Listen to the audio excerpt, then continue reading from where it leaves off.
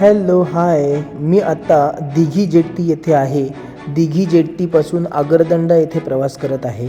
सकाळची प्रसन्न वातावरण आहे आणि समोरच आपल्याला दिसत आहे ते दिघी जेट्टीचं तिकीट ऑफिस आहे.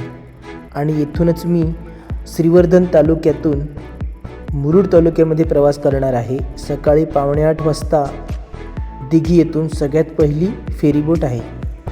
रायगड जिल्ह्याला 240 किलोमीटरचा समुद्रकिनारा लाभला आहे.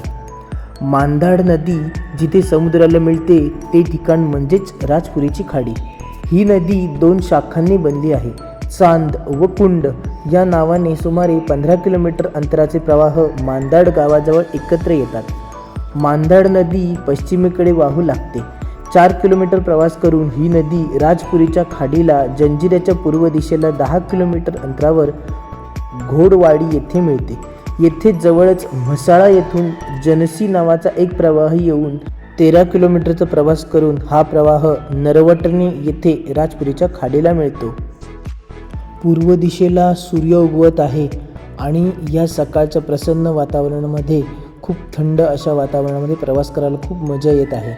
साधारण या फेरी बोटीमध्ये 7 ते 8 फोर व्हीलर राहू शकतात आणि 30 ते 35 टू व्हीलर देखील राहू शकतात.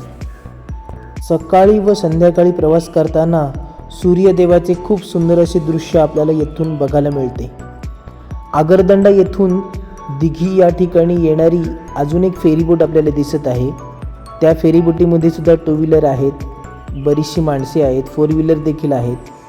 ती गाडी ती क्रॉस होते एकमेकांना, ह्या गाड्या क्रॉस होताना आपल्याला दिसत आहेत. दिघी ते आगरदंडा या 2 जेट्टींच्या मध्ये सकाळी 7 ते रात्री 9 वाजेपर्यंत आपल्याला फेरी बोटींची अवेलेबिलिटी आहे. साधारण दर 1 तासाने किंवा 1.5 तासाने या फेरी बोटी आपल्याला मिळू शकतात. तिकीट दर पण सांगतो तुम्हाला. टू व्हीलरचं 80 रुपये तिकीट आहे, फोर व्हीलरचं 200 रुपये तिकीट आहे विथ ड्रायव्हर आणि प्रति व्यक्ती 30 रुपये इतकं तिकीट आहे. तसेच हे टाईम टेबल आणि तिकीट दर carferry.in या वेबसाईटवर देखील उपलब्ध आहेत. सदर माझा हा फेरीबोटीचा प्रवास तुम्हाला कसा वाटला नक्कीच सांगा. व्हिडिओ आवडल्यास लाईक, शेअर आणि चॅनलला सबस्क्राईब करा. धन्यवाद. भेटूया पुढील व्हिडिओमध्ये.